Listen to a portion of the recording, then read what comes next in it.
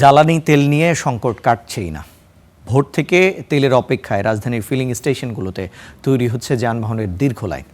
সরবরাহ অর্ধেক নেমে আসায় ঘন্টার পর ঘন্টা লাইনে দাঁড়িয়ে চরম ভোগান্তিতে পড়েছেন গ্রাহকরা। অন্য দিনের মতো বৃহস্পতিবার ভোর থেকেই থমকে আছে যানবাহনের চাকা। রাজধানীর প্রতিটি ফিলিং স্টেশনে প্রয়োজনীয় জ্বালানির অপেক্ষায় হাজারো গাড়ি। কয়েক কিলোমিটার দীর্ঘ লাইনে দাঁড়িয়ে কর্মব্যস্ত মানুষের মূল্যবান সময় নষ্ট হচ্ছে সড়কেই।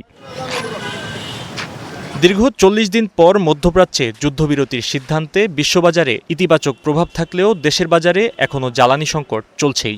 ঘন্টার পর ঘন্টা লাইনে দাঁড়িয়ে জ্বালানি না পেয়ে গ্রাহকদের মনে তীব্র ক্ষোভ। তেল বলতেছে একবার বলতেছে 12টার দিকে দিবে, একবার বলতেছে যে দুপুরে একটা, কেউ বলতেছে 12:30 1:30, এইরকম উল্টাপাল্টা কথা বলতেছে। গতকাল আপনার এয়ারপোর্টের লাইনে ছিলাম, প্রায় 2-3 ঘন্টা তেল পাইনি, ওরা আবার ব্যাক করে আবার বাসা চলে যেতে হচ্ছে। মেয়েদের জন্য এটা আলাদা ব্যবস্থা থাকলে ভালো হতো। এখন তো অনেক মেয়েরা স্কুটার রাইড করছে, অফিসে যায়, ইউনিভার্সিটি যায়। পাম্প সংশ্লিষ্টদের মতে 1 মাসের ব্যবধানে চাহিদার তুলনায় সরবরাহ কমেছে প্রায় অর্ধেক। এমন অবস্থায় সংকট কবে কাটবে সেই প্রশ্ন রাখছেন সবাই।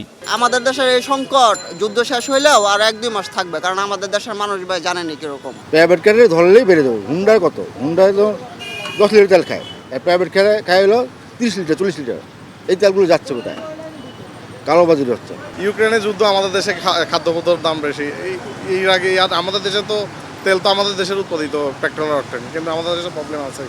সরবরাহ স্বাভাবিক করতে সরকারের কার্যকর হস্তক্ষেপ চাইছেন ক্রেতা বিক্রেতা উভয়ই।